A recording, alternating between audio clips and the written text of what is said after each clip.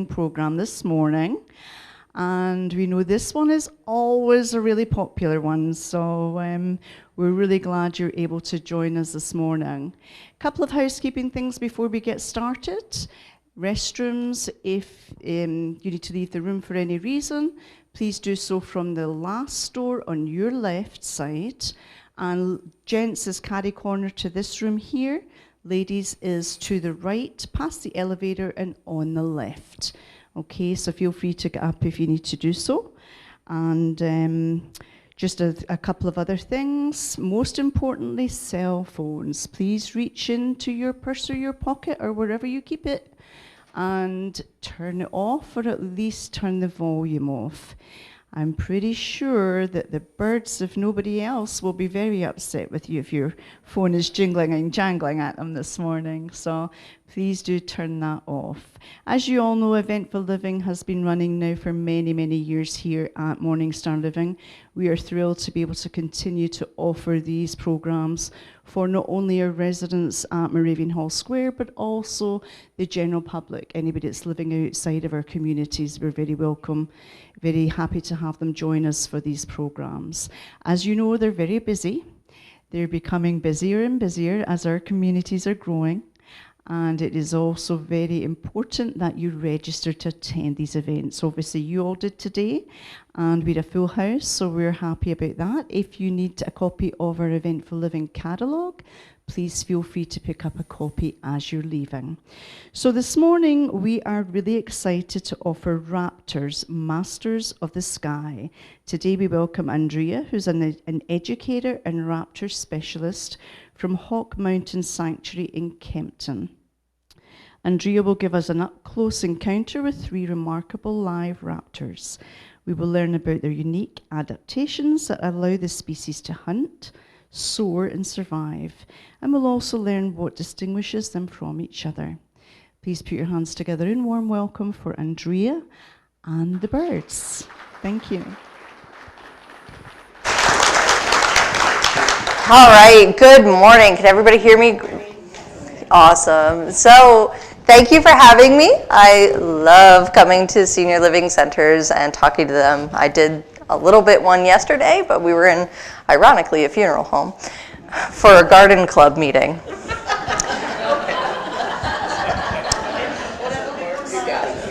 I don't know. I just go where I'm told. But it was amazing, and I hope to give you guys an equally as amazing program today. But first and foremost, how many of you know about Hawk Mountain Sanctuary? How many of you have been? Oh my gosh. Everybody's been there. All right, awesome. So how many of you, on the other hand, have not been there? Okay, good. Because I'm like, well, if everybody's been there, I'm just going to skip the history. No, okay. But for those of you that have not been to Hawk Mountain Sanctuary, how many of you think that someone saw this beautiful mountain and thought, you know what, this is a really good place to protect wildlife, and bought it? You think it was that easy peasy? No, it was not. So we're going to take a little trip back in time to the year 1929. How many people know what was happening in 1929? Yeah, the Great Depression, the stock market crashed. So back then, you couldn't go to the grocery store like Giant or Walmart and grab yourself a pack of chicken to make for your family at home for dinner. So a lot of people tended to have their own chickens in their backyards. But back then, they had to contend with a lot of predators. So what kind of predators do you think we're going to have around here in Pennsylvania? Hawks.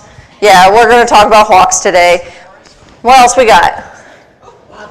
Bobcat, we've got bobcats, foxes, there's coyotes, bears. Yeah, we've got a whole bunch of critters out there in the wild that want to eat your chickens. Sometimes when I'm talking to little kids, they tell me a lion lives here or a tiger, and I was like, not quite. But we're going to focus on those birds today. So back in 1929, since a lot of people had chickens in their backyard, they needed to protect them from the hawks. But there was one hawk in particular that ate a whole bunch of people's chickens to the point where they were like, we hate this bird so very much. So they went to the Pennsylvania Game Commission, and they complained so much that in 1929, the Pennsylvania Game Commission put a $5 bounty on the northern goshawk. $5. We excited? Yeah, in 1929, yeah. Because according to, in accounting for inflation, $5 in 1929 is about equal to $100 in today's money. So that was a pretty lucrative bounty for that northern goshawk. But do you think these folks back then knew what a northern goshawk looked like exactly? Probably not. They did not. So this began the era that we like to call hawk shooting. Lots of people went out to shoot hawks, and hoping one of them would be that northern goshawk to get their $5, just like this boy here. And if you can't see it all the way in the back, I'll have these up at the end so you can come take a look at my photos. But this young boy here holding his prize northern harrier. This was not a northern goshawk. This is a male northern harrier. We can tell it's a male because it's ghostly grayish white. We call them the gray ghosts. And we can also tell it's not a northern goshawk, but around him there's a lot of farmlands. Northern harriers are exclusively living and being found in farmlands and hunting mice. They're not hunting any kind of chickens. They're hunting exclusively mice and small mammals. Northern goshawks live in deep forested environments, nowhere near the farmlands. But that began hawk shooting in 1929. So as years passed, this became a very favorite pastime for a lot of people. They would go up to the mountain ridges during the fall and shoot birds as they migrated south, hoping one of them was that northern goshawk for that $5 bounty. And eventually, a photographer by the name of Richard Poe heard about this one mountain about 20 minutes north of Hamburg, Pennsylvania. And he heard that a lot of hunters would go up there. They would have picnics with their families, and as the birds flew by, they would pop, pop, pop, shoot them out of the sky. And do you think when the birds fell to the ground and it wasn't a northern goshawk, what do you think they did with it? They left it there. Eventually, Richard Poe came back, and this was in about 1932. He came back, and he and his friends saw the devastation and saw that the whole forest floor was littered with the bodies of these birds. And they lined them all up, and they took this photograph. Yes. This photograph is taken at Hawk Mountain Sanctuary's location called The Slide, because Hawk Mountain used to be a sandstone mine, and they would slide the sandstone down the side of the ridge to take it to steel stacks to make glass. But all of these are birds that are just abandoned, dead, dying. Eventually, later, if you want to come up, there's a huge brown bird right here that could have been a young juvenile bald eagle at the time. So they were indiscriminately shooting all of these birds out of the skies, and Richard Poe knew that this had to change. He knew that this couldn't continue, because raptors are what we call an indicator species. They indicate the health of our environment. If we have healthy populations of raptors, our environments are healthy. But if we don't, and they go extinct or disappear from the environment altogether, there's something wrong. There's something wrong. They're not finding food, which means that the prey is gone as well. But he went all over the place. He went to the Audubon Society to show his picture. He published it in the papers. And the Audubon Society said, well, raptors eat songbirds. These are the lovely birds we like to see at our feeders. We don't really care about that. So we can't do anything, because it is legal back then. Eventually, he made his way to New York City at a meeting of the Hawk and Owl Society in 1933, and he met this woman. This is Rosalie Edge, and she's the heroine of our story, because Rosalie said, that's not right. I'm going to do something about this, because back then, Rosalie was in her mid-50s. She was a New York City socialite. So she had a little bit deep pockets going on. So she, in 1934, the spring, she went down to the mountain that Richard Poe had talked about and had taken that photo, and turns out the land was up for sale. So she bought it. She bought over 1,300 acres, all for the low price of $2.50 a piece. It's about $50 today. But the kicker is that she purchased this land the day before the local hunting club tried to. She beat them out by a mere 24 hours. Imagine if she wasn't so quick. But she couldn't move down to the middle of nowhere, Pennsylvania. She couldn't leave New York. She still had a family back in New York. And so she used one of her lifelines. She phoned a friend. Thank you. That joke has not been getting very many reactions recently, because the kids don't know Who Wants to Be a Millionaire. But she wrote a letter, more appropriately for that time, she wrote a letter to a Maurice Brune, who was a young ornithologist at that time, and he was living up in Vermont. Perfect, as I think Vermont is perfect. But she called him and said, I can't sit here and protect this mountain from the hunters come the fall. I need your help. And Maurice said, you got it. So in August 1934, Maurice moved down to Pennsylvania, living in a neighbor's home that we now own. It's called Schambach's Tavern. You can Google that for a nice, lovely ghost story. But he wasn't alone because he was newly married. So he brought his wife with him. That very same fall, Maurice started counting the migrating raptors in September of 1934, and he made meticulous notes about what he was seeing. He was seeing all kinds of different ages of bald eagles and all kinds of different sexes and ages of all the other raptors. Because as we'll learn, you can tell a few male from female. But Irma, she was only about 5 feet tall. But she was so spicy. Because as the hunters would try to come up with their rifles and their shotguns to shoot the birds, she'd be like, no. She stood at the entrance to the trail and stopped them. No, we don't do this here anymore. You can put down your guns and take up a pair of binoculars instead and join my husband up on top and watch the birds. How do you think that went over? Probably not that great. So, according to legend, they said, oh no, you and what army are going to stop us? And she apparently pulled out a shotgun. She said, this one, get out. We have private property now. That began our very first migration count. Hawk Mountain Sanctuary is the world's first sanctuary for birds of prey. We are also the longest running raptor migration count in the world at 92 years old.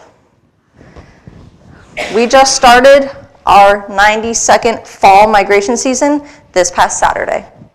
We're already seeing birds going and moving. But we do also do a lot of research on these birds. We don't just count them when they fly by. But it did take a while for the hunters to stop hunting, because shooting raptors wasn't illegal until 1970. Yeah. 1970 is when all birds of prey gained federal protection under the Migratory Bird Treaty Act. Rosalie Edge passed away in the 60s, so unfortunately she did not live to see that. But all of the counts that we've had have gone towards science. We helped Rachel Carson with data about bald eagle ages. She figured out, using Maurice's data, that bald eagles, we were only seeing adults at 5 years old and above. We weren't seeing young ones. And she used a lot of her other research to figure out that it was a pesticide called DDT. And she published her book, Silent Spring, in 1963. I haven't yet read it. I have it. It's on top of my stack. But She also did not live to see the effect of DDT being banned in 1973, because she unfortunately passed away 6 months after her book was published due to breast cancer. But people were not okay with Hawk Mountain for a while. They would shoot other birds at other places along the ridgeline, and they would bring them to us and post them up across the road as threats to the Bruins. On signs, they would nail the dead birds to signs. Eventually, it all came to an end, very slowly, and more people started coming to Hawk Mountain to watch the birds. And we still have a lot of people coming to watch the birds, so it's amazing. But there are one type of bird that we count, the raptors. Now, if you think of the word raptor, what do you think of? Hawks, bird of prey. Any other words come to mind? Kestrel. Eagles. Vultures. We're just naming all the groups of hawks or raptors we got here. Awesome. Owls, the night shift. Absolutely. Anyone think of dinosaurs? Dinosaurs? Velociraptor? Jurassic Park. Yes. I get this one a lot, dinosaurs, because they have velociraptor. It's in the name. And it is true, because all 10,000 some hundred species in the world descended from a group of dinosaurs called theropods. It took about 65 million years to get there. But our raptors and all other birds are dinosaurs, modern day dinosaurs. Just imagine what would happen if you give a mouse to a chicken. It's terrifying. But we have a whole bunch of other birds that also eat prey, other animals, carnivorous birds that, are not raptors. Can anyone name one? Ooh. Crows, yes. Crows are actually a type of songbird, and they're omnivorous, so they do eat animal protein, but they're not a raptor. Blue jays. Blue jays, yes. They are related to crows as well. They are a corvid. I love blue jays. They're so smart. What else we got? Ravens, yep. Big crow. If you go to the beach. Gulls, yes. Gulls are not supposed to be eating your french fries. They're supposed to be eating crustaceans and fish.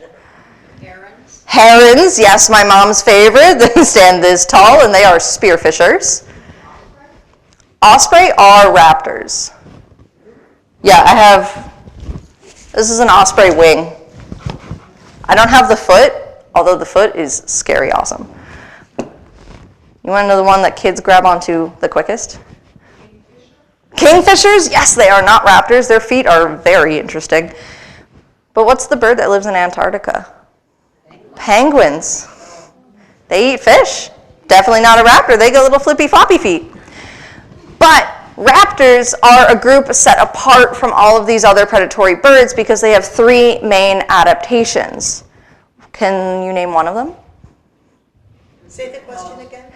They have three main adaptations on their body, so something that helps them survive in their environment. What's one of them? Talons. Talons, yes. Yes, I've got a bunch of different feet up here, but these are real dead feet from real raptors that unfortunately died of some natural cause, or they got hit by a car. She got hit by a car. But this is the foot of a red-tailed hawk. This is the foot of a great horned owl. Yes, their talons are the business end of the bird. These are the reasons why we wear the thick leather gloves. Because I can assure you it's not very comfortable to have a talon on your bare skin. Been there, done that. But they are incredibly powerful. They use their feet to catch and kill their prey, versus a heron that uses what to catch and kill? His beak. They are a spearfishing bird. But these are incredibly powerful. A red-tailed hawk can squeeze with as much as 200 pounds per square inch of pressure. That is the same amount as a German Shepherd's bite. Uh-oh. The great horned owl, do you think he can do more or less? More. Oh my God, yes. More, because the great horned owl can do 500. 500 pounds of grip strength for a great horned owl. That's why we call them the tigers of the woods. They will go after anything they can grab with those talons, including skunks, because their sense of smell is not the best. Now, we've got the talons. What else does a raptor have that it needs? The beak. The beak. What about the beak? It's curved. It's curved, yes. And you guys are in luck because I broke out the real one. I brought you a real red-tailed hawk skull. So I'm just going to hold it right here. Yes, their beaks are hooked and curved. They use these beaks to rip and tear their prey apart. This is their fork and knife. Because do you see a raptor flying around with a fork and knife? No. We don't see raptors flying around with a fork and knife. And how they use this beak, I'm not going to use the real skull to do this. I'm going to do the fake one. This is a great horned owl replica skull. So how they rip and tear their prey apart is after they've caught it, after they've killed it with those talons, they will stand on it. And then they will take their beak, go down, grab it, and pull backwards. And the edges of their beaks are pretty sharp, so that shreds the meat into little bit-sized pieces that they can just easily swallow. Now, why do they have to tear it into those little bit-sized pieces? To swallow it, but can't they chew it? They don't have teeth. Yeah. So they need to be able to swallow it to have teeth, but if you are ever out in the wild world of Pennsylvania and you see a raptor flying around with a fork and knife and teeth in its beak, call our research team. Please. Now, they have one more physical adaptation, and it is one of the 5 senses. Eyesight, yes. So if I take off my glasses, everybody's really blurry now. Uh-oh. Put those back on. But a raptor doesn't need glasses ever in their life, although I do know a vulture with a cataract. But a perfectly healthy raptor out in the wild can see up to a mile away in perfect clarity. Their vision is about 12 to 20 times as better than ours. Yeah. To put that into a little bit perspective, if we put a red-tailed hawk at one end of a football field, we take a lovely newspaper and put it at the end of 17 football fields away. She would be able to read every single little article on that front page. Do you believe me? Yeah? Because I'm standing up here telling you all these facts? There you go. Yes, they are illiterate. She can't read it. Sorry. Yes, raptors can't read. But she would be able to see all of the individual characters. She just wouldn't be able to make sense of it. But if we replace that newspaper with a bunny rabbit, she would be able to see the individual hairs on its back. And if we were a bald eagle flying a mile high above some water, and there's a fish down beneath the water's surface, that bald eagle would be able to see that fish, go down, grab it with those talons, and take it home for dinner, while accounting for light distortion in the water. So, our raptors are really, really cool, but enough talking about them. You want to meet one? Okay. So, we are about to meet the most ferocious predator in Pennsylvania. So, while my coworkers are out, please remain seated. You guys are doing fantastic at it anyway, and please remain quiet. No flash photography. But are you guys ready to see what happened after 65 million years of evolution? Oh, yes. So, what happened is that velociraptors became chicken McNuggets. Yes, the terrible, terrifying chicken McNugget. Yes. This little guy here is an American kestrel. So he is the smallest species of falcon native to Pennsylvania. He weighs at a whopping 100 grams. Yes. In the winter, he can tip the scales at 1/4 pound, 125 grams, because he eats too much during the winter. but that's not my problem. But this little falcon, you're going to find them exclusively on farmlands. This is one of our 4 farmland raptors. Now, the American kestrel is absolutely adorable, but he does pack quite a punch. Now, his larger cousin is the peregrine falcon, and peregrine falcons are the fastest animal on planet Earth. When a peregrine falcon is hunting, they do something called stoops. They dive towards their prey, and what they do is they have their foot balled up, and they literally falcon punch it out of the sky at 242 miles an hour. That's called blunt force trauma. Kestrels do something a little bit different. There isn't a lot of vertical space near a farmland unless it's on a cliff, but then you'd have the peregrine falcon on the cliff side. The kestrels, instead, they will zoom across the farmlands at 70 miles an hour. And if they have an airborne prey, they might grab it and punch it at 70 miles an hour. So imagine a McDonald's quarter pounder hitting you at 70 miles an hour. It's going to do a little bit of damage. But the other thing that kestrels do is hover. They're one of the few raptors that are able to hover in midair. And they do this, and they're able to do this because of their head. They're able to stabilize their head in one spot. Thank you for doing that. They're able to stabilize their head in that one spot, and their body rotates around their head. So if they're looking down into the grass of a farmer's meadow, they'll be able to see where the mice are. And they go down and pounce and grab it with their tiny, slender toes.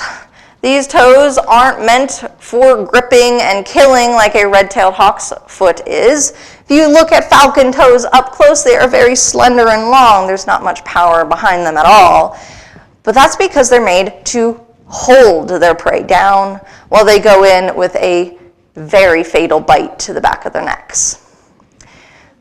Falcons are actually not closely related to hawks. They are more closely related to parrots. This is what happened when a macaw decided to eat meat for the rest of its life. It evolved into a falcon. And falcons have a special adaptation within their beak called a tomial tooth. Behind the first sharp curve of his beak, there is an extra little triangle tooth. We call it a tomial tooth, and it's not a tooth. It's just part of his beak. But what it does in his prey that have spines, or so like mammals, reptiles, birds, he's going to bite the back of their necks, and that tomial tooth fits perfectly between his neck vertebra. Off with their heads. Easy peasy. So, How old is this bird? this one is 5 years old. He is a lovely little 5 years old. But the male kestrel is the one mostly doing the hunting. And he is the breadwinner of the family, quite literally, because in the springtime, his mate is generally incubating eggs in a nest box. Kestrels don't build a nest. They are secondary cavity nesters. Secondary meaning that they don't build the cavity on their own, they take it. If it is a hole in a tree, they'll nest in there, but we have found that American kestrels readily take over nest boxes that people make. But she's in there incubating those eggs, so she needs to stay there with them. So he goes out and grabs the dinner and brings it home for her. But do you think he's top dog on the farmland fields? No. He's very tiny, and something like a red-tailed hawk will come and surely eat him, because compared to him, that's pretty big. But the kestrels have a few tricks up their sleeves. Not only are they speedy, thanks to these sharp pointed wings and this long narrow tail, that we're growing feathers back out, so give them a minute. It'll look better in about a few weeks. But they have that speed to escape, but they also have eyes in the back of their head. I said the back of your head. Thank you. He's got 2 black dots behind his head and a black triangle in the middle of them that make it look like he's looking. These are fake eye spots called ocelli, and they trick predators into thinking, he's watching me, so there's no point in me surprise attacking him because he can see me. But the male American kestrel, this is a lovely example of one. Oh, yes, flap, flap, flap. Oh, very tall. This is one of our species of raptors that are sexually dimorphic, which means that you can tell males and females apart based on the color of their feathers. So he has beautiful slate blue-gray wings and a, working on it, solid red tail with that dark band at the bottom. A female kestrel is not only 2/3 larger than the males, because in the raptor world, ladies, we're bigger and stronger than the boys. But they are also all rufous brown, and their tail is very stripy, and she mainly sits on those eggs. But she can take down a little bit larger prey than the males. The largest prey that an American kestrel can take on, where are you going today? Where are you going? Okay. The largest prey that an American kestrel can take on is something about the size of a robin or a mourning dove. But this little individual here, he is 5 years old. His name is Kermit. That's because when kestrels do migrate, they do something called leapfrog migration. So someone named him Kermit. Previous educator at Hawk Mountain Sanctuary said, your name is Kermit. But he came to us from a captive breeding program to be an ambassador. So he was literally hatched for this job. Unlike me, he didn't have to go to college and get a lot of student debt to get this job. He was born into it. We got him at about 2 months old in 2021. His birthday, or more appropriately, his hatch day, is May 5th, 2021. He's a Cinco de Mayo boy. Now, does anybody have any questions about kestrels or Kermit? What's the average number of eggs that they'll lay? About 5 to 6. And they're about that big. How long do they live? In the wild, if they make it past that first crucial year of life, which less than 90% do, they can make it up to 6 to 10 years old. So, but versus being here with us, where he gets free food, free medical care, a roof, no room and board, he can almost double that. So I fully expect him, if his health remains good, to make it into his late teens. Yes? What happened to his tail feathers? He molted them. So he shed them out and he's regrowing new ones. So they're normal. Yeah, this is normal. See all of these things that he's just shooting off of him? Yeah, he's molting. Which we're happy that he's molting because he has a tendency to sit sideways on a perch and lean back and break his tail. He breaks the tail feathers. And it's like, why? Why are we doing this? It doesn't hurt him. So we just have to wait for the old ones to fall off and then the new ones to grow back in. And then he has a beautiful tail instead of a swallowtail. Wow. Yes? You said that they have the big patterns on the back of their head to prevent predators. But you also said that hawks have the most amazing eyes. Yes. Does it work against hawks still? Yeah, so he asked if, because hawks have really great eyesight, would the fake eye spots work with them? And yes, it does. But it's not always foolproof. It's an attempt to fool a predator. Mostly American kestrels are predated upon by Cooper's hawks. And Cooper's hawks are bird specialists, but they typically live in the forest. But it is an attempt. Females can blend in better to the grass because they're all brown, and if the grass is brown, perfect. But the males are very flashy. So if that doesn't work, and the Cooper's hawk or the red tail is a little smart to them, they use their speed to get out of there. All right, last one. How did How did we get him? He was bred at a Raptor center in South Carolina, and we got on a special list to buy one. And we wanted a male, so when they had a male hatch, and you can tell their age pretty much as soon as their feathers start growing out, or their sex, once their feathers start growing out, they called us up. We got the permits through for the government to have these birds. We have permits for everything on this table. And when he was ready to come, one of our educators drove down and picked him up, drove him back. Yeah, so he is uninjured. He is what we call a human imprint, which means he thinks he's a person. So he can never hunt. He can never find a girlfriend out in the wild. He doesn't know what a predator is. I have stood him in front of our red-tailed hawk, and he does nothing. But are you guys ready to move on to something a little bit bigger? Yeah. All right. Let me take a little bit of water. All right. Now she might get a little bit nervous, and that's okay. But you're also going to see her poop, probably, because that is what she does coming out of this box all the time. So I'm going to try to make it onto my little mat so I don't get it onto your really nice carpet.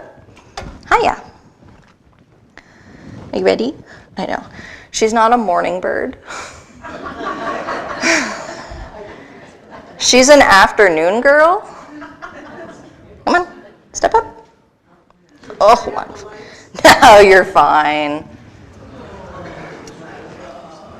You gonna do it? There she goes.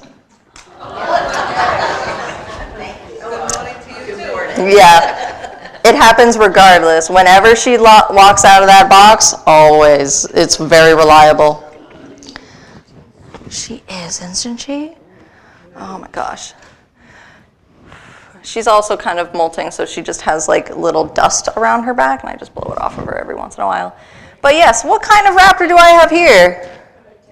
A red-tailed hawk. Yes, we have the most common raptor in America. We also have the most famous voice actor in Hollywood, if you believe me. And that is true, because how many of you have been watching a Hollywood film and have seen a bald eagle fly across that screen and make this beautiful, majestic screech? It's a red tail, sorry.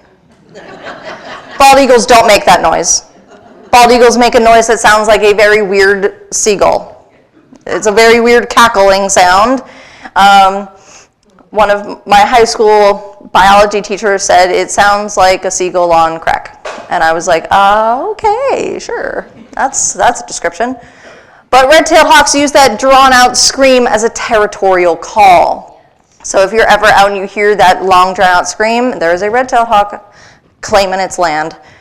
But here on the East Coast, this is what you're going to see. You're going to see a medium to large-sized hawk with a creamy chest and a dark band of feathers across her midsection. This is called a belly band because this is biology, not rocket science. We call it as we see it. And if they are flying, they have very wide wings and very wide fanned tails because this is a type of hawk called a buteo hawk because they are beautiful. If you get another educator at Hawk Mountain, the joke is different.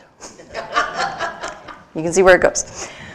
But buteo hawks are made for soaring. They are literal kites. They are made to soar on thermal air currents for up to 200 miles without using those flapping wings once. As long as the winds are good, of course. But they are what we call a generalist species. The American kestrel is a generalist in diet, but in habitat they are a specialist. The red-tailed hawks can live anywhere they want, any type of habitat, the middle of New York City, true story, the middle of some woods, out by Hawk Mountain, mountains. They can live anywhere, even in those fields with the American kestrels, although the kestrels need to do watch out. But the red-tailed hawks will eat also anything. They eat all kinds of mammals, like from the smallest mice to a chipmunk to a squirrel to a rabbit, which happens to be her favorite. And They eat birds if they can catch them. They're a bit bulky to swerve between the trees like a Cooper's hawk or sharp-shinned hawk is made for. But they will also eat snakes. They eat both non-venomous and venomous snakes, and they hunt them differently. Because how they know it's a venomous snake, she's not telling me, unfortunately. But for a non-venomous snake, all they need to do is simply grab it with these very powerful talons, fly it up really high, and drop it onto something hard. Like a rock or someone's car, true story. Not to me, to a few of my friends, which is saying a lot because a few means there's more than one. But rattlesnakes are a little bit different. They do know that they have venom, and red-tailed hawks are not immune to the venom of a rattlesnake. If they get bit, they still get poisoned. But, can you move your foot? Not that one. That one, thank you. You just moved it right back. But, you don't need to do that. Not here. You're all right. There you go. All right. So, for a rattlesnake, they know it has venom, and they approach it appropriately. They would do what I like to call a matador move. They spread this 3-foot wingspan out. Don't hit the microphone. They spread that wingspan out, and they tickle its nose with their feathers. Once these feathers are fully grown in, there is no blood supply. It's a dead keratin structure like our hair and our fingernails. She is growing some feathers in here, and they're covered by a little sheath, which I'm working to have her allow me to help her preen that because she can't reach it very well. But they use those tips of those feathers to tickle the snake's nose, and rattlesnakes are a pit viper, so they can sense heat, and they can see movement. And they see these feathers that are warm after being tucked against the side of the bird, and they grab it with their mouth. And the venom will just drip off the ends of the feathers. Meanwhile, the red-tailed hawk grabs its head with its talons, bites off its head, flies away with the rest of the body. Because do you know what a snake is to a raptor? Good meal. Spaghetti. It's one long noodle. But red-tailed hawks are a very helpful, they are a very helpful predator, but they are one of the most common raptors that is used for the sport of falconry, especially in the United States. Falconry is the sport of hunting with a raptor as your companion. The raptor does the hunting and killing, and then you've got a squirrel or a rabbit, or as my friend's bird caught, a lot of rats. Some birds are a little funny and they catch trash. If you've got a kestrel, you're getting a lot of grasshoppers and dragonflies, but you can also get starlings. European starlings are invasive, so there's a group of falconers that hunt them with kestrels to help control the populations. But red-tailed hawks can be found east coast to west coast, up to Alaska and down into Mexico, but no further. So they are everywhere. But if you go out to California, you're gonna often see different colors. Red-tailed hawks in California are often, are you gonna poop again? Okay. They're often all chocolate brown with that red tail. But they have also earned the nickname the avian mile marker. If you're traveling along the highways and you're watching pretty closely while not driving, you are a passenger, you are not driving while doing this, you're watching pretty closely, you'll find a lot of red-tailed hawks on trees or on telephone poles alongside the highway. And that is because a lot of our birds have figured out that the side of a road is a really good place to find food. And this is our fault. We did this. Because what happens when you are driving along and you're eating an apple? What do you do with the apple core? Throw it out the window. You've just littered. But what happens is that apple will eventually decompose. It takes about 6 months. Where are you going? It takes about 6 months to do so, but before it decomposes, it attracts prey. It'll attract a squirrel, a chipmunk. And our red-tailed hawks and other birds have learned this is a good place for food. And their eyes are like us. They are oriented forwards in their head. They are called binocular vision. And when they see their prey, they are locked on. They don't have very good peripheral vision, so they often don't see the car coming. And if you're talking about a red-tailed hawk that I happen to know up in Vermont, she didn't hear it, probably. Her ear holes are very tiny. So we like, she probably didn't hear the car. But this is what happened to our beautiful gal here. As you notice, one of her wings is held lower. This is the result of being hit by a car. I'm going to walk her back. Wings in, ma'am. Thank you. Wings in. You need wings in to go in box. There you go. Step. Good job. So she, at the ripe old age of 2 years old, possibly, like 1.5, 2 years old, we think, was hit by a car up near Erie, Pennsylvania. And she dislocated her elbow. And birds have hollow bones, so their bones heal very, very quickly. She was thankfully found and taken to a rehabilitator. Unfortunately, that bone probably was already on its way to healing.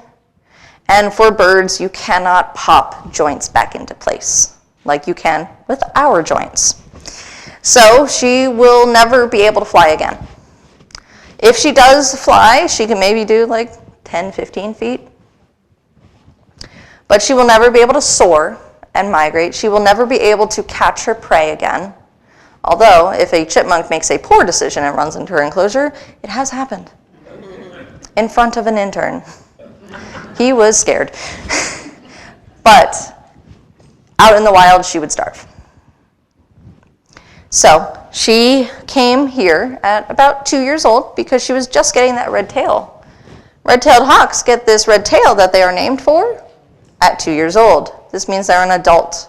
Before that, their tail is light brown and dark brown stripes. So we knew she was about 2 years old. This was in 2015. She is now approximately 13 years old. And she will be here with us the rest of her life. And her name is Rosie. She happens to be my favorite. Don't tell the others. Does anybody have any questions about Rosie? Do you need to worry about her attacking your face? No. And you'd be surprised how many times I get this question. I am not worried about it. We don't associate our face with anything. So I am in the process of switching her training over to positive reinforcement and choice-based. She still has a lot of stranger danger, so she's not comfortable eating in front of people, which I want to get rid of that. But when I do work with her, I have a little treat pouch here with some of her diet in it. So yes, it is Mises Pieces. They are cut up pieces of mouse and rat and sometimes chick. And when she does something good, I'll say good and offer her a tidbit. It's coming from my right hand, nothing about my face. They also typically don't really look at our faces. One time I was doing a program up in Vermont and I had a red-shouldered hawk on my hand. And one of the audience members was very concerned about my eyes. They're not gonna go for my face. If they are, I've done something wrong. I've done something really wrong. Any other questions? Well, I've got one for you guys. How much do you think she weighs? 5 pounds? Any others? 10, 2. If I was asking a group of kids, they'd be like 10,000 pounds. And I was like, oh man, you make me look good. No, she is only about 2.5 pounds. Birds, my favorite fun fact about birds is that if you take all of their feathers and weigh it against all of their bones and their skeleton, the feathers weigh more. So birds do have hollow bones. It's mostly hollow. It's usually cross-strutted by supports, but there's a lot of air space, and they have a lot of bones that are fused. So how many of you have broken the wishbone on a bird? Yeah, that is the collarbone. They are 2 collarbones that have been fused together for muscle attachment for flight. A lot of their spine is actually fused in like a few different places. Their whole thoracic spine is fused, and their sacral spine is fused as well. So they've gotten rid of some bones, and also they don't have teeth. That's just a whole bunch of extra bones there. So both of those birds are diurnal, which means that they're active and hunting in the daytime, like now. Who's out at night? Owls, yes. So our nocturnal night shift is up next. Hello. She's also a little salty. Step up. Hip. There we go. She is also molting. All of them are. If I hold her close to the microphone, you'll be able to hear it more. Are you going to do it? Me. So what kind of owl do I have here? A screech owl, yes. And if anybody would have told me it's a great horned owl, I would say she's absolutely flattered. She is absolutely flattered, but if I hold the great horned owl foot up next to her, she is dinner. So this is an eastern screech owl, and I like to say 2/3 of their name is correct. She is found east of the Rocky Mountains. If you go west of the Rocky Mountains, what kind of screech owl you got? A western screech owl. Again, biology, not rocket science. We keep things simple. But this is definitely an owl. Yeah? She looks like an owl? She looks like stuffed animal. She does look like a stuffed animal. It's really funny holding her and she's not doing anything and people just walk right by. They think she's fake. But she doesn't screech. So that's the part of her name that doesn't add up. The sound that she's making now that some of you might be able to hear is a trill. This is her letting you all know that she is a big ferocious predator and to beware of her. But eastern screech owls are better known for making a whinnying call. It sounds like horses have decided to climb trees in the middle of the night, which is very terrifying to think about. Even someone such as me who has ridden horses before, I'd rather my horses stay on the ground. But this whinny call is also the only bird call I can do. You guys ready? Don't, shh. It's a very high-pitched, descending whinny call. That wasn't my best, but I've been a little out of practice because she never answers me back. But they are indeed a nocturnal critter. More appropriately, they are a crepuscular animal, which means dawn and dusk. The great horned owls are pure nocturnal, so she comes out before and after the great horned owl comes out to spend her time hunting in the woods. Eastern screech owls are a forest owl, and their coloration reflects that.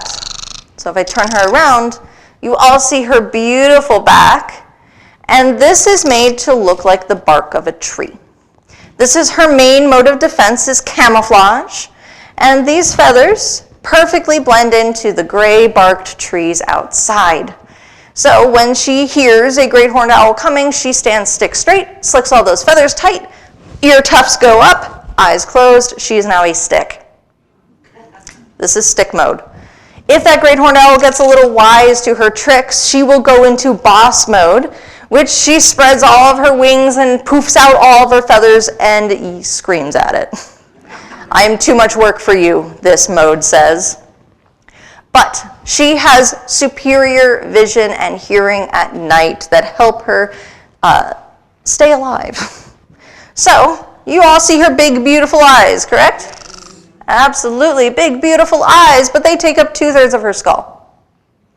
They're also ringed in place and held in place by rings of bone. So here on the owl skull, you can definitely see these. These are called sclerotic rings. Big, fancy science word.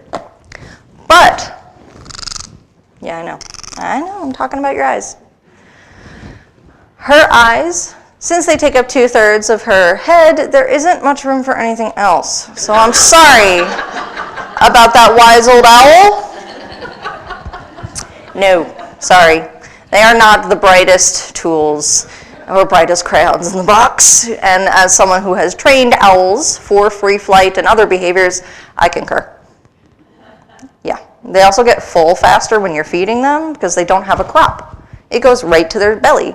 So they get full faster, and then once they're full, they stand there and like, I don't want to do anything now. I'm comfy cozy, thank you. But if we were to have eyes the same size as an owl in our heads, they would have to be the size of a grapefruit.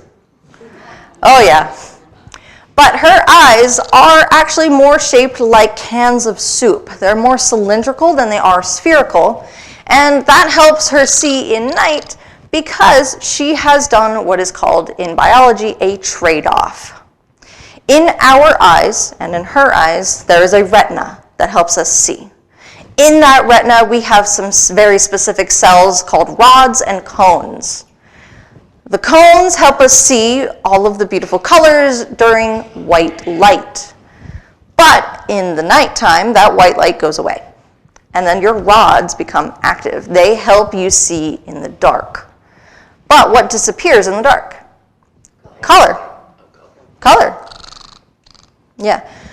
She has much more rods in her eyes than she does have cone cells, which means she can't see the rainbow. She will never be able to tell us what color Skittle is her favorite Skittle to eat. But we're also not feeding her candy, so I'm not concerned about that. But those rods become supercharged and active in the middle of the night, so she is able to see the same amount and style as a diurnal raptor, like our red-tailed hawk, in darkness. In as little light as a single tea-light candle, she can navigate and find her prey.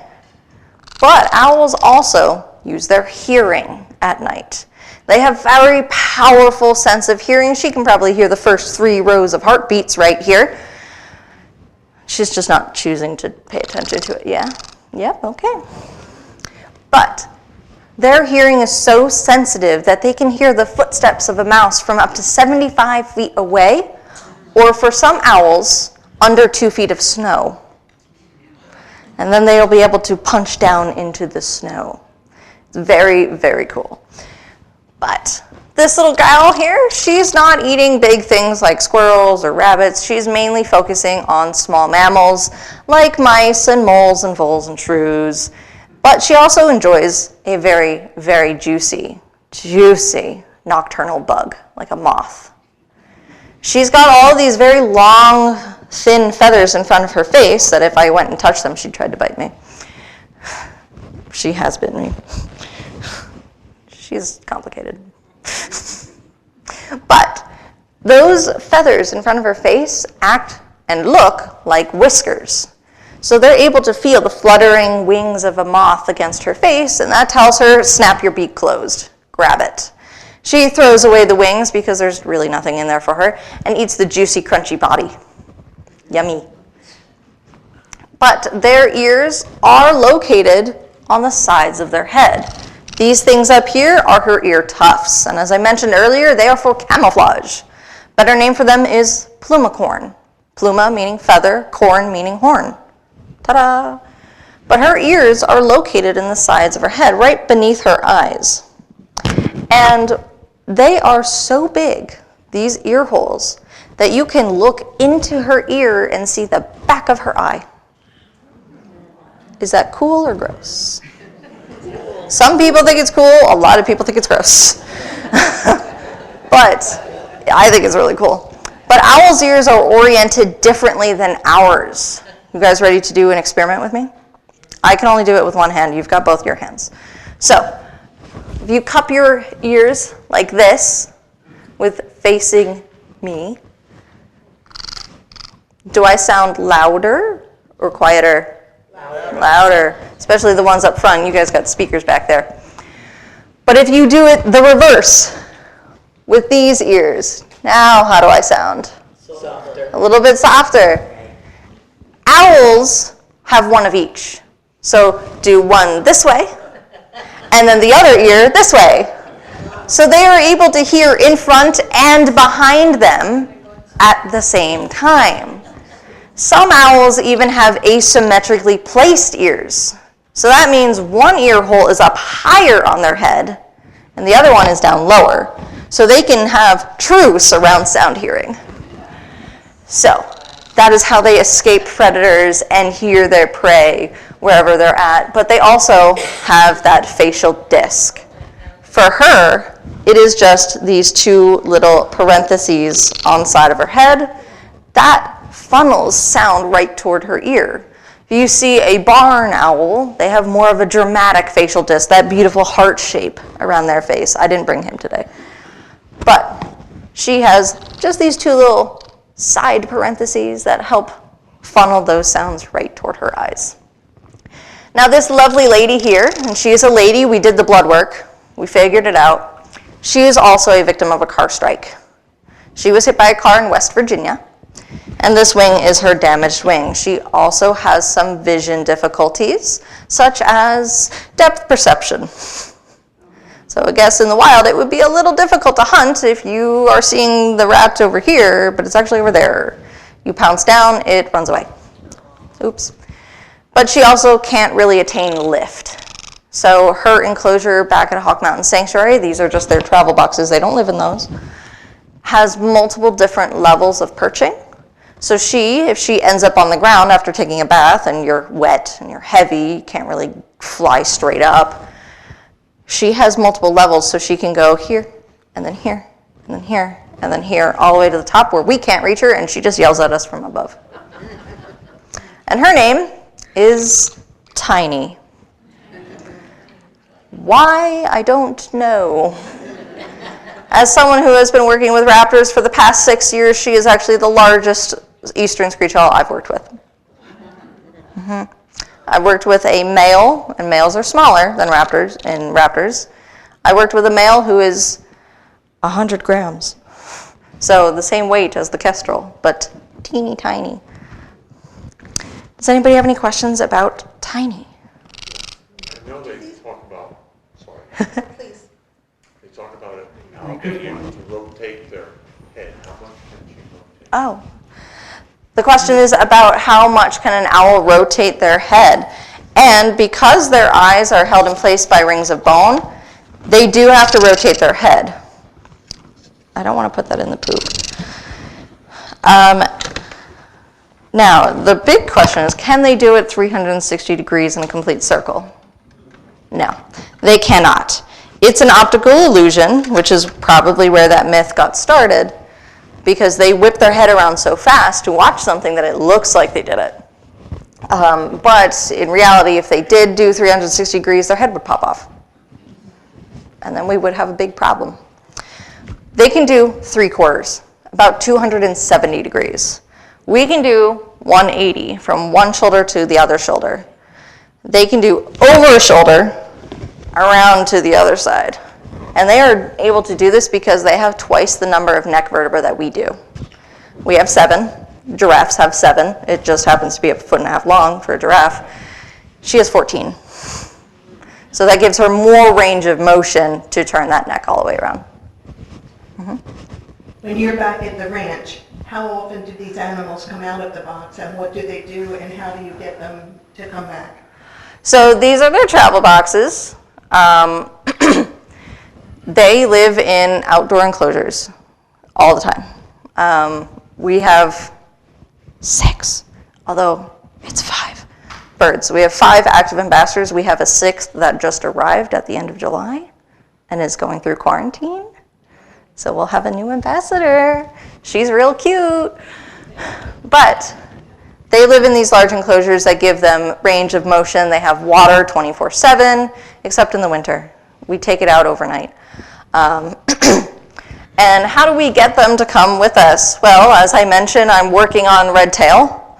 She does step to the glove voluntarily, so I don't pull up on her equipment on her legs. I don't press into her body. I don't forcibly pick her up and put her on the glove. I ask her, step, and it's her choice to step up. She's not a morning bird. So in the morning, she's like, she doesn't want to get out of bed. But she did come with today. The kestrel He is happy, happy, happy all the time. Right now, he's currently being housed inside, and he's tied to a perch because we had to do some what we call musical mews. The enclosures for raptors are called mews. So our new bird is quarantining in an enclosure that used to be for our great horned owl. She passed away last year. So he had to switch out of his enclosure so Tiny could move into his enclosure so that mew could just be quarantined, separate. So she doesn't do well with living in a box overnight. We found that out. He is completely fine with being tied to a perch. And we come in the morning and he's like, oh my God, oh my God, oh my God. So I just went up to him and I said, step. He hopped up. I switched out his leash and I put him in the box. She, due to her background, she was hit by a car as an adult. So she is still very much wild bird. I go in there and I put my glove in front of her. I give a little pressure to her belly feathers and I say, step up. And sometimes she'll step up. And then I put her equipment on and I take her up. I put her on a scale to get her weight. We did this every time we bring our birds out. And then I put her in the box. And that's a safety box. This is her favorite place in the world. So it's a little bit different. We are in the process of switching over, and some of our birds are taking to it more than others, which is normal. Our red-tailed hawk and our black vulture are doing great. Our black vulture, unfortunately, gets car sick.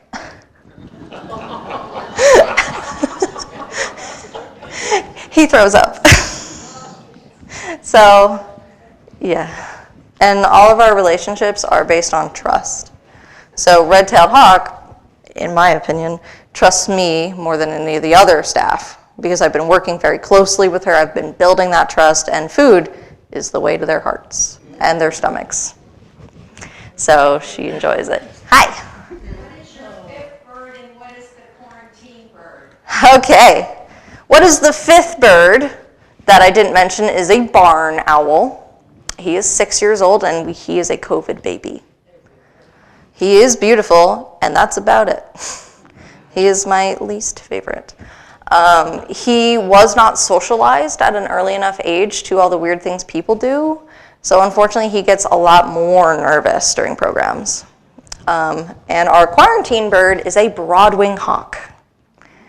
So the kestrel and the barn owl are both captive bred for education work, so they're not injured at all. They just were raised by people. The screech owl and the red tail are car strike victims. They have injuries that keep them from the wild. Our black vulture, interestingly enough, he is an imprint. This was done, we think, illegally, and he is also a victim of West Nile virus. So he survived, but he was left with some lasting effects. He is blind in his right eye, and his left eye is severely reduced vision, but he is sharp. He is so smart. And our broadwing, we're not entirely sure what caused her injuries. She can fly. However, her vision is not great.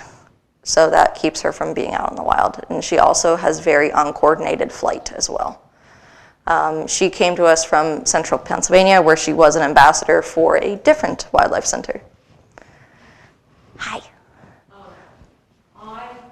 I live in Moore Township on 248, which is a pretty busy road. So the 248 is in front of my house, but the other three sides are farm fields. Mm-hmm. And it was late September, October, 2 years ago, there was an eagle that was in the field. And my husband and I watched the eagle probably like 20 minutes and it didn't move. So I thought, oh my gosh, maybe it got hit by a truck or something. So I called Hawk Mountain, and whomever I spoke with, and it was a woman, I don't remember her name, but she said, oh, don't worry, I think the eagle just ate and he's resting now, which I did not know. And that's exactly what happened. She said, give him like a half hour, 45 minutes, and if he doesn't move, call me back and we'll get somebody out to look at him. But within that time frame, he moved on because he was just sitting and digesting. Yes. Which I thought was, Yes. that was really great. Yeah. Yes. This has happened a lot. We are not a rehab, so I would not call us for any injured animals. I would call your local rehab, and that's what we generally do instead of pass out information like that, but it does happen. I have known several eagles that have feasted on some kind of roadkill or like a dead deer in a field, and they're too heavy to fly. And they just sit and they wait. This happened. I used to work at a center up in Vermont, and they got a golden eagle in because he ate too much deer. And he couldn't fly because he was too heavy. We successfully released him after about a month. Yeah, this happened also with a juvenile red tail because juveniles, they don't know anything. They're not very smart. But he broke into someone's chicken coop, and this was at a rehab in St. Louis. He broke into someone's chicken coop, ate a whole bunch of chicken, and his crop, no joke, was the size of a grapefruit. And he couldn't fly. So, yeah.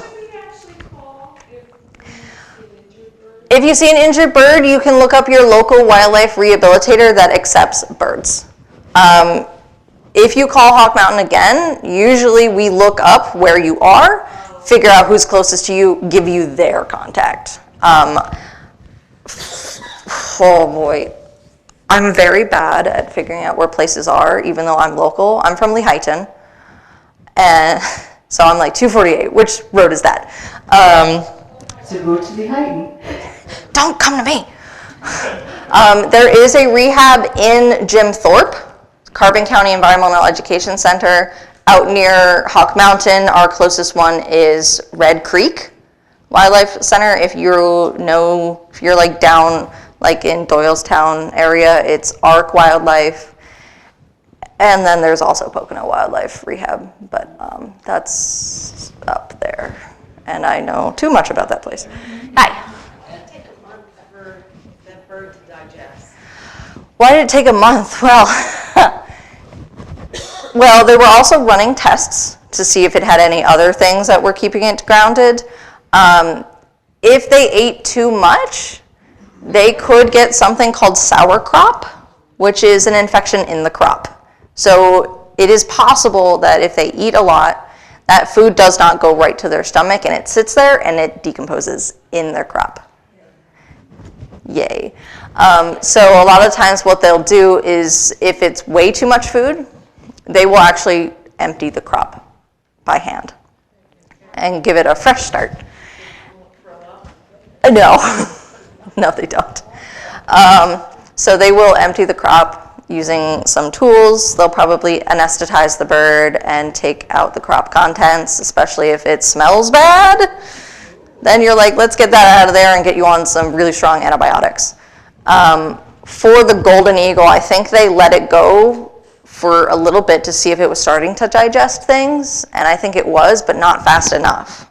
So then they took it out, and then they restarted feeding it. I didn't work in the rehab, but then we had to see, can you fly? Are you injured anywhere else? Do you have lead toxicity, anything else? So they did lead testing, and we didn't have a flight cage big enough for a golden eagle to do turns. So we actually hooked it up with some temporary equipment like these guys wear, and we attached it to a very long rope called a crayons, and we threw it in the field.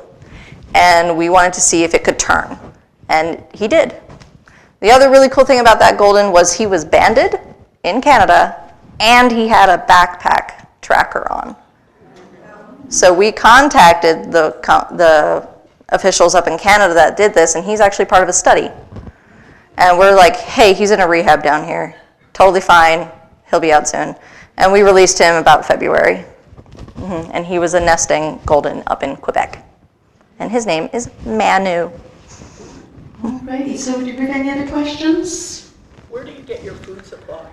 A very lovely website called Rodent Pro. Okay. They sell all kinds of whole prey items like mice, rats, day-old chicks, chickens, guinea pigs, rabbits, and guess who has to butcher the rabbits? And who has a rabbit at home? Oh, no. Yeah, it's a fun time. All righty. Yeah. Well, thank you very much, Andrea. Yeah. Thank you to Top Measures for being here today and bringing along Birds. It's always a fascinating seminar for us